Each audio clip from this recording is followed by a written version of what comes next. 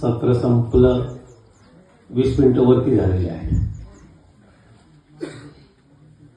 आणि महंत म्हटले होते 10-15 मिनिटं बोलेल. त्यांना म्हटलं माझे 10 मिनिटं घ्या, पण तुम्ही पूर्ण बोला. कारण ज्योतिषशास्त्राच्या संदर्भाचा अनेक ग्रंथांचा मुखोद्गत असलेला एक चालतं बोलतो विद्यापीठ आपले महंत आहेत. त्याच्यामुळे माझा वेळ थोडा कमी झालेला आहे. इतके वेळ सर्वांनी फक्त कर्मेंद्रिय उघडे ठेवले होते, सर्वांचे तोंड बंद होते. आता आपण सर्वांचे तोंड उघडूया. 3 वेळा ओंकार करायचा आहे. कुठे गेलो तर मी हे केल्याशिवाय पुढे जात नाही. सर्वजण ताट बसलेले आहेत, डोळे बंद केलेले आहेत. एक म्हटल्यावर श्वास घ्यायचा आहे आणि नंतर ओंकाराला सुरुवात करायची. मग एक त्रयी सांगितली अ उ म. बरेच जण ओंकार करताना ओ म्हणतात, तर अ उ म त्याच्यातही परत प्रकार आहे. अ ची लांबी जास्त, नंतर उ ची लांबी जास्त, नंतर म ची लांबी जास्त. हे प्रकार आहेत. जो त्या योगाच्या मध्ये जातो तेव्हा त्याला कळते. आपण आता ओंकार करूया. डोळे बंद आहे, ताट बसलेले आहेत.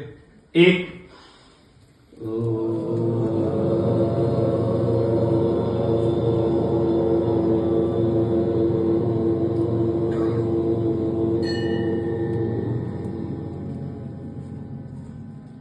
1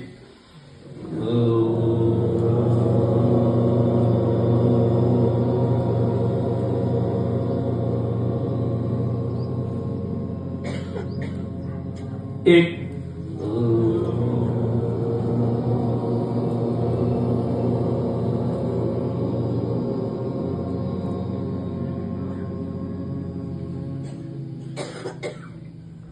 13 वेळा विजय महामंत्र, तारक मंत्र, श्रीराम जयराम जय जयराम.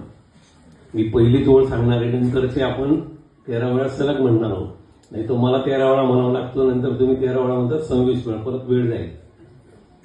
मी एकदा सुरुवात करणार, पण 3 लईमध्ये आलं पाहिजे. पहिल्यांदा मधल्या पट्टीत, नंतर वरच्या पट्टीत, मग खालच्या पट्टीमध्ये.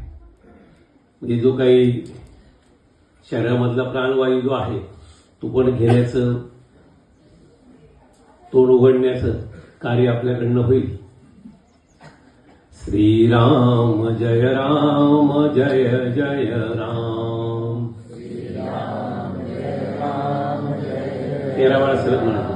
श्रीराम जय राम जय जय राम. श्रीराम जय राम जय जय राम. श्रीराम जय राम जय जय राम. श्रीराम जय राम जय जय राम. श्रीराम जय राम जय जय राम. श्रीराम जय राम जय जय राम. श्रीराम जय राम जय जय राम. श्रीराम जय राम जय जय राम. श्रीराम जय राम जय जय राम. श्रीराम जय राम जय जय राम. श्रीराम जय राम जय जय राम. श्रीराम जय राम जय जय राम.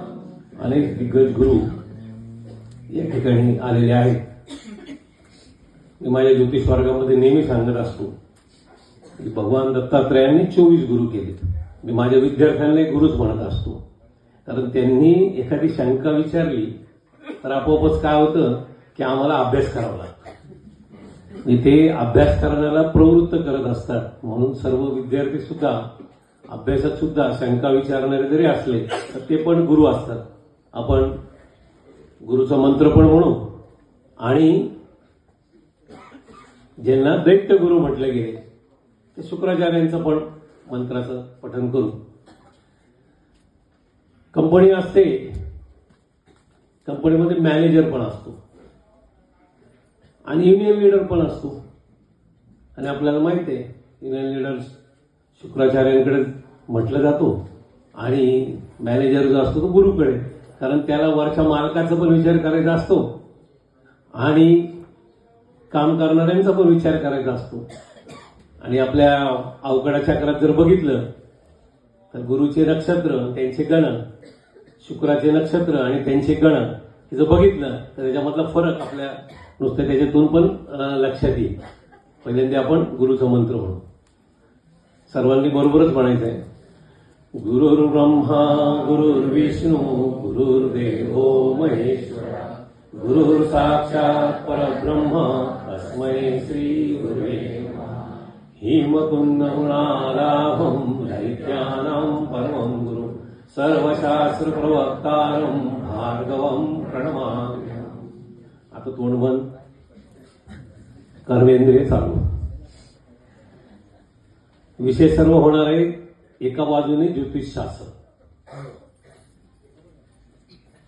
पण समाजात सामाजिक काम करत असल्यामुळे मी दुसरी बाजू घेणार आहे. या विवाह या दृष्टीने समाजात काय चर्चा आहे, समाजात काय म्हटलं जातं, याचा कुठेतरी विचार आपण सर्वांनी केला पाहिजे.